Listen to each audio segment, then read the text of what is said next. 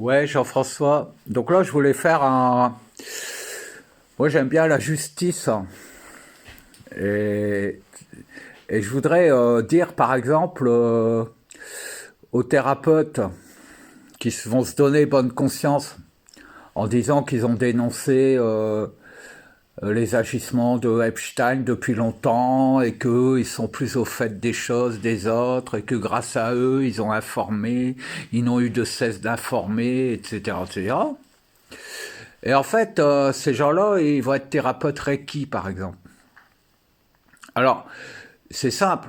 Les Juifs vont organiser des rituels, ils vont massacrer des enfants, ils vont les violer, ils vont leur couper des membres, les torturer. Et ça va générer des souffrances. Et comme j'ai toujours dit, à chaque souffrance, en même temps, est générer sa guérison. Et l'âme sépare les deux.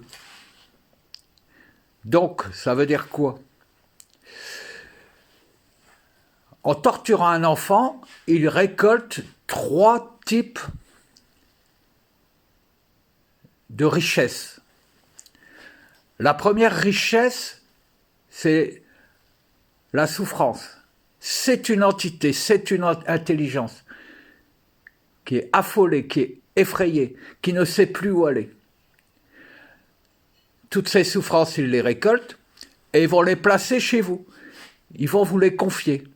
Ça va vous alourdir. Vous ne saurez pas pourquoi vous serez alourdi, mais en tout cas, vous avez adopté des souffrances, l'égrégore de souffrance de l'humanité. La deuxième récolte, ce sont les organes. Tout rituel était associé à des médecins, ça je viens de l'apprendre, et en fait, dès que le rituel était terminé, l'enfant étant plus ou moins vivotant, ils l'achèvent, ils prélèvent les organes, ils avaient sélectionné au préalable l'enfant en fonction de son groupe sanguin avant de faire le martyre, et en fait, ça leur permettait d'avoir déjà vendu les organes avant même que l'enfant soit violé. Et en troisième lieu, ils récoltent aussi la guérison psychique, donc énergétique, la conscience de guérison, l'alchimie génétique de la guérison de la souffrance engendrée par le viol ou par le martyre. Et ça, ils placent ça dans des réservoirs et peuvent l'appeler Dieu, par exemple, ou Jésus-Christ.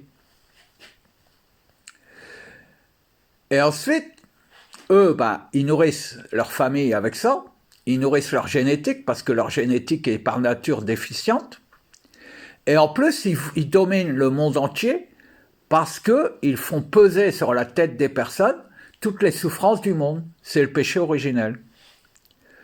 Et donc, si vous racontez ça à un thérapeute qui fait du Reiki, il va dire « Oui, mais moi, il y a longtemps que je suis dans les soins, je sais comment ça marche, etc. » Mais en fait, au Reiki, ça fonctionne comme ça. Il y a un grand maître qui a créé le Reiki, donc il a torturé des enfants,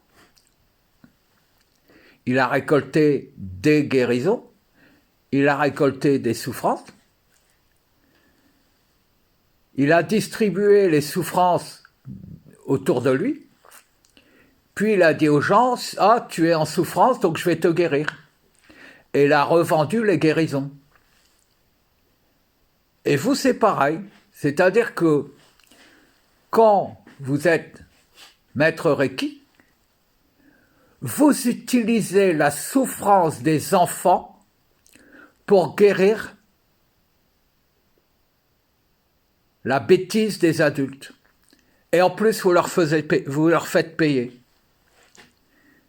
Et une fois que la source de la personne vient pour la guérir vraiment, la place est prise. Donc vous avez créé une compensation.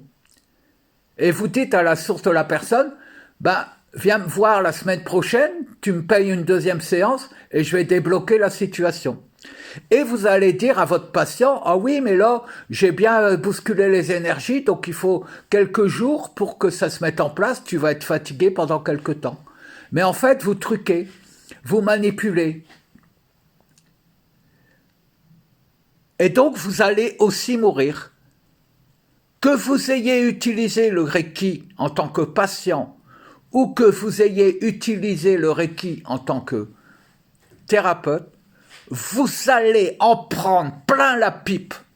Ça fait 15 ans que je vous explique comment ça fonctionne. Et ça fait 15 ans que les cabinets de thérapeutes Reiki se remplissent à vitesse grand V. Parce que c'est eux-mêmes qui génèrent les maladies dans les personnes pour pouvoir avoir des patients. Et ensuite, ils hypnotisent leurs patients pour les rendre dépendants d'eux-mêmes. Voilà comment ça fonctionne.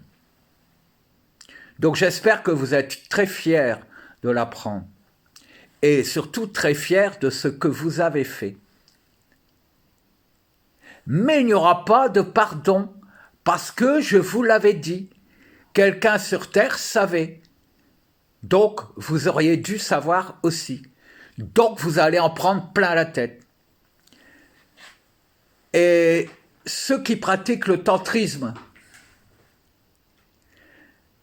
eh bien, en fait, ceux qui pratiquent le tantrisme, ils activent les énergies qui sont générées par tous les actes de pédophilie et de torture entrepris par Epstein et toutes ses équipes partout dans le monde, tous les rituels